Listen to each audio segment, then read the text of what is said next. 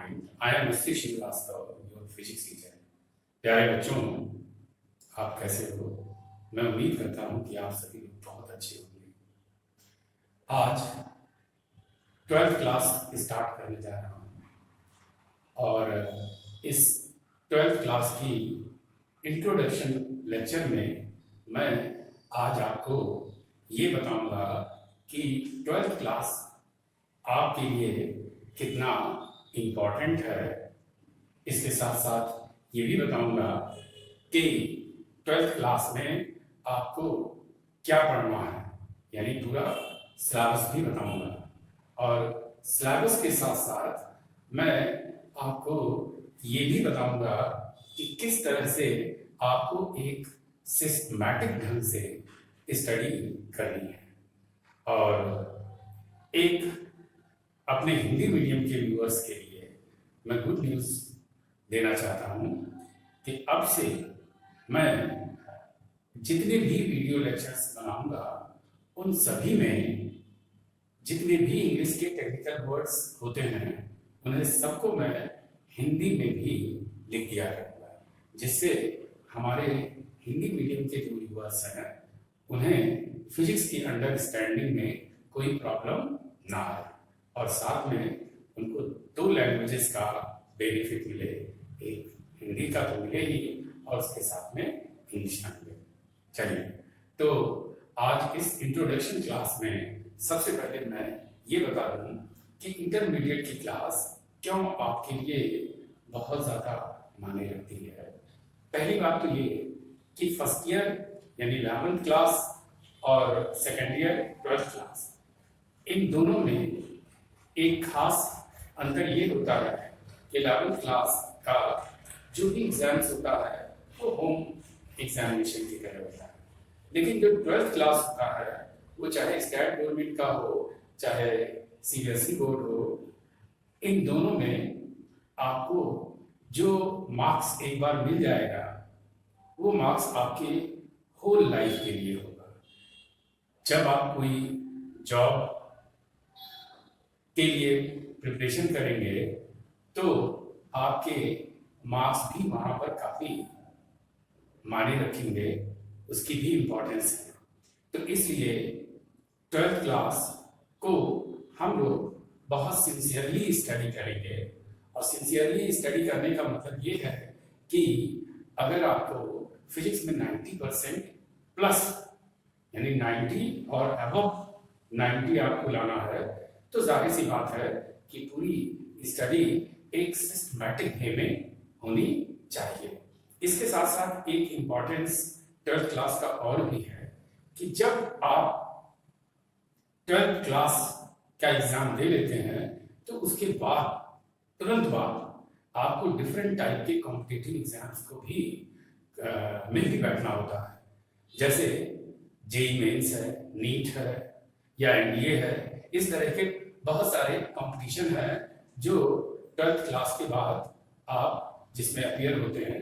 तो मैं समझता हूँ इस पॉइंट ऑफ व्यू से भी ये क्लास यानी 12th क्लास आपकी काफ़ी इम्पोर्टेंस रखती है आपकी लाइफ के लिए।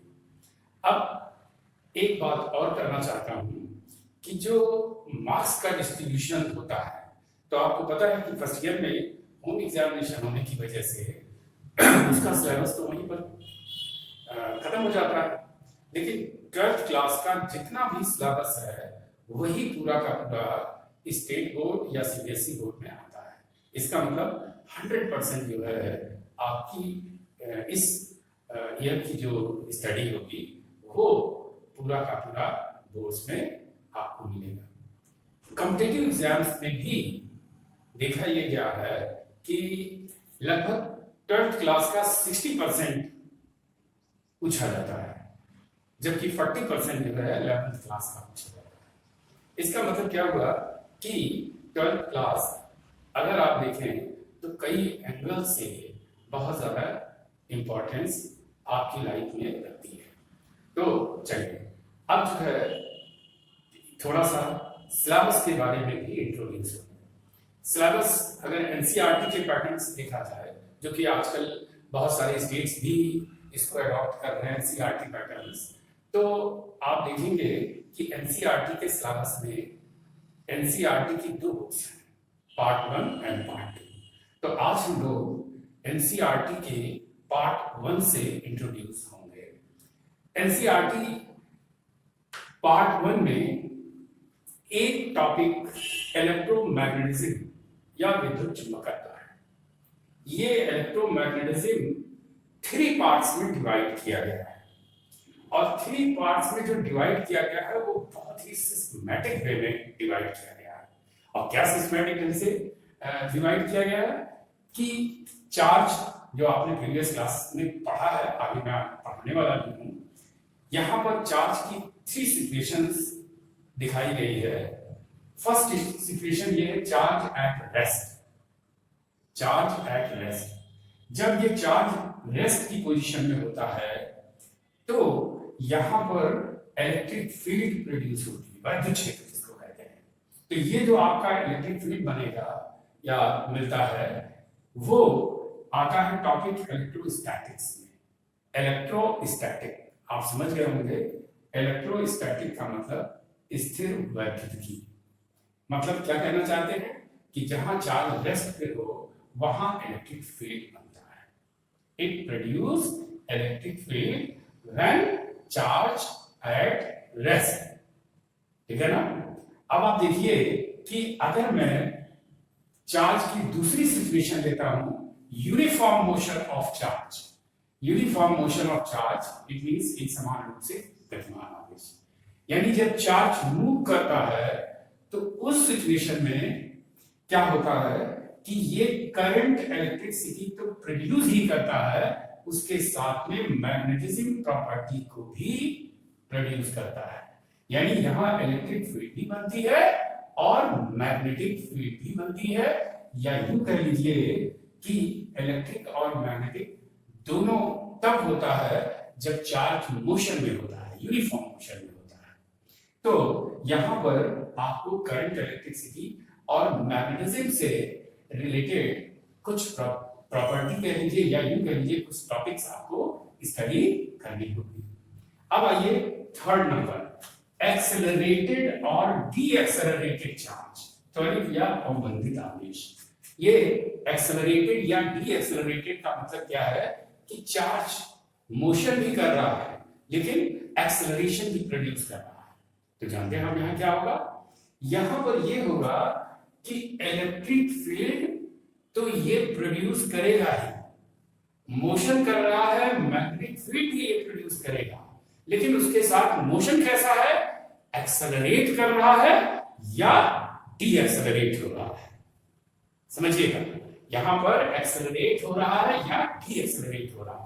इसका मतलब इलेक्ट्रिक फील्ड और मैग्नेटिक फील्ड भी बनेगी, लेकिन ये इलेक्ट्रिक फील्ड और मैग्नेटिक फील्ड मोशन में होगा। और आप जानते हैं कि जब कोई मोशन में होता है तो इसका मतलब है कि उसमें एनर्जी होगी, और एनर्जी एक्चुअली क्या होता है, वेव्स।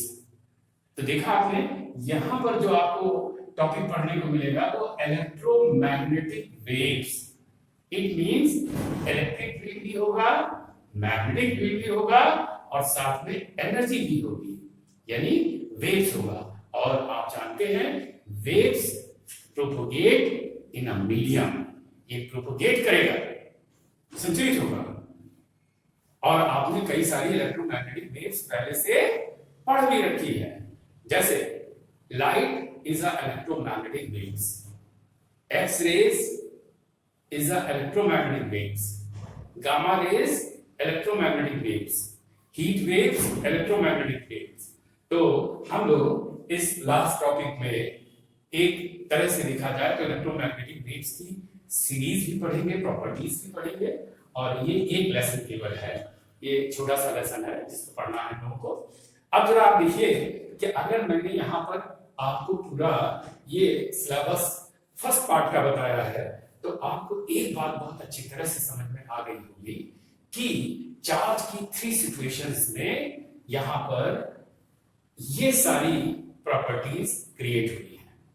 एक बार फिर से मैं रिपीट करता हूं, when charge is at rest it means electric field यानी तब इलेक्ट्रोस्टैटिक्स पढ़ेंगे। When charge moves in a uniform motion, at this moment it produces electric field and magnetic field both, यानी विद्युत और चुंबकीय गुण दोनों को प्रोड्यूस करेगा। And when charge is accelerated और decelerated, at this moment it produce electric field and magnetic field as well as electric field and magnetic field moves, यानी इसका मतलब है कि इसके साथ साथ, यानी यूं कह सकते हैं कि it produce electric field, magnetic field and along with motion, इसका मतलब इसके साथ क्या है, मोशन भी कर रहा है, गति भी कर रहा है। तो इस तरह से आपने देखा कि मैंने आपको एनसीईआरटी के फर्स्ट पार्ट को समझाने की कोशिश की। जहां अब जब फर्स्ट पार्ट में आप देखेंगे तो स्टार्ट कहां से करेंगे, charge at rest, it means electrostatics. और इलेक्ट्रोस्टैटिक्स टॉपिक जब आप पढ़ेंगे तो उसमें जो है आपको कूलॉम फोर्स, इलेक्ट्रिक फील्ड और डिफरेंट प्रॉपर्टीज इससे रिलेटेड आपको पढ़ना होगा। लेकिन इन सब में एक खास बात आपने देखी होगी कि मैंने इन 3 टॉपिक्स में चार्ज की डिफरेंट सिचुएशंस ली है। तो इसका मतलब ये हुआ कि इस पूरी एनसीईआरटी पार्ट फर्स्ट में चार्ज का इंपॉर्टेंस सबसे ज्यादा है, या यूं कह लीजिए इट इज या charge is a hero of NCERT first part. यहां आपको चार्ज पढ़ना है। तो इसका मतलब क्या है कि अगर यहां आपको चार्ज पढ़ना होगा तो इस टॉपिक में सबसे पहले मैं स्टार्ट करने वाला हूं चार्ज, कि चार्ज किसे कहते हैं। लेकिन इस टॉपिक को यानी चार्ज को हम लोग नेक्स्ट लेक्चर में पढ़ेंगे। और आपको ये बताना चाहूंगा कि चार्ज के बारे में आपने कुछ बेसिक नॉलेज पहले से ले रखा है। इसके बाद भी मैं चार्ज को बिल्कुल बेसिक लेवल से शुरू करूंगा और फिर उसको एक कॉम्पिटिटिव लेवल तक पहुंचाऊंगा, और ऐसा पहुंचाऊंगा कि आपको जरा सा भी आभास नहीं होने पाएगा कि हमने छोटी सी शुरुआत की थी और बड़े बड़े इसके प्रॉपर्टीज को अच्छी तरह से पढ़ लिया है। तो आज मैं ये कहना चाहूंगा आपसे कि अगर आपको ये लगता है कि जो मैंने आपको इंट्रोडक्शन क्लास में या इंट्रोडक्शन लेक्चर में मैंने सिलेबस से इंट्रोड्यूस कराया और 12th क्लास की इंपॉर्टेंस क्या है आपकी लाइफ में, इसके बारे में बताया, अगर आपको ये वीडियो लेक्चर हमारा अच्छा लगा हो और लगता है कि लाइफ में आपको इससे फायदा मिलेगा, तो आप मेरे इस चैनल को सब्सक्राइब करें। और अगर आप पहले से सब्सक्राइब कर चुके हैं तो लाइक और शेयर कीजिए। Thank you.